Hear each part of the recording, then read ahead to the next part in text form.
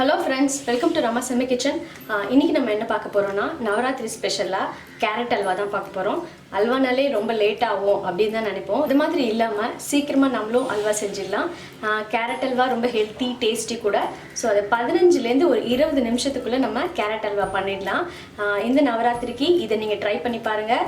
Miss பண்ணாம இந்த video பாருங்க. வாங்க இப்போ இதை எப்படி பண்றதுன்னு பார்க்கலாம். தேவையான பொருட்கள் நான் சொல்றேன்.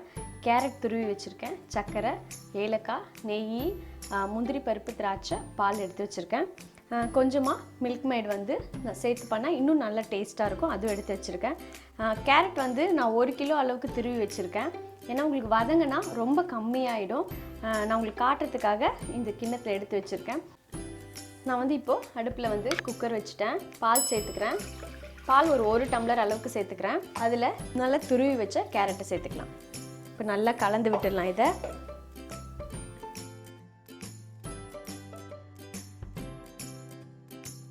இன்னும் ஒரு டம்ளர் அளவுக்கு பால் சேர்த்துக்கிறேன்.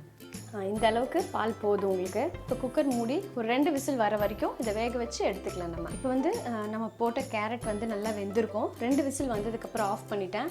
நம்ம திறந்து பார்த்துக்கலாம். உங்களுக்கு நல்லா சாஃப்டாக வெந்துச்சு பாருங்கள். இந்த அளவுக்கு வெந்திருக்கணும். இப்போ இதை வந்து நான் ஒரு கடாயில் மாற்றிக்கிறேன். 1 டேபிள் ஸ்பூன் அளவுக்கு நெய் விட்டுருக்கேன். இப்போ இதில் முந்திரி பருப்பு, திராட்சை சேர்த்துக்கலாம்.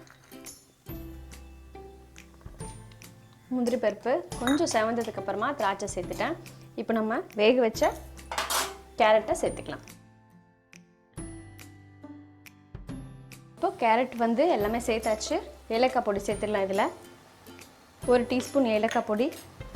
இதுக்கு சர்க்கரை சேர்த்துடலாம். இப்போ வந்து கேரட் நல்லா வெந்தாச்சு. அதனால் இப்போ நம்ம இந்த சர்க்கரை மெல்ட் ஆகி இந்த பால் வந்து நல்லா ட்ரை ஆகிற வரைக்கும் ஒரு 10 நிமிஷம் நீங்கள் அதை நல்லா கலந்து விட்டிங்கன்னா ட்ரை ஆகிடும். நடுவில் அப்படியே விடக்கூடாது, கலந்து விட்டுட்டே இருங்க, இல்லாட்டி அடி பிடிக்கும்.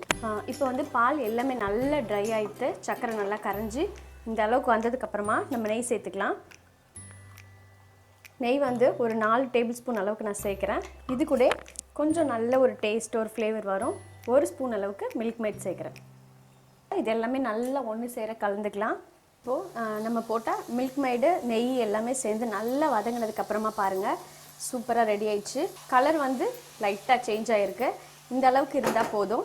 நம்மளோட சூப்பராக கேரட் அல்வா ரெடி ஆயிடுது. உங்களுக்கு வந்து ரெடி ஆயிடுது அப்படின்னா உங்களுக்கு கையில் தொட்டிங்கன்னா கையில் எப்படி வந்து ஒட்டாமல் இருக்குது பாருங்கள். நெய் வந்து கரெக்டாக பிரிஞ்சிச்சு. அடியிலையும் உங்களுக்கு எப்படி வானலில் வந்து கொஞ்சம் கூட ஒட்டலை. ஸோ இப்போ நம்ம அல்வா ரெடி ஆயிடுது. இந்த நவராத்திரிக்கு இந்த கேரட் அல்வா ட்ரை பண்ணி பாருங்கள். ட்ரை பண்ணி பார்த்துட்டு உங்கள் லைக்ஸ் அண்ட் கமெண்ட்ஸ் அனுப்புங்க. மறக்காமல் நம்ம சேனலுக்கு சப்ஸ்கிரைப் பண்ணிக்கோங்க. அடுத்தடுத்து நான் 9 நாளும் 9 வகையான ஸ்வீட் ரெசிபிஸ் போடுறேன். எல்லாத்தையும் மிஸ் பண்ணாமல் பாருங்கள்.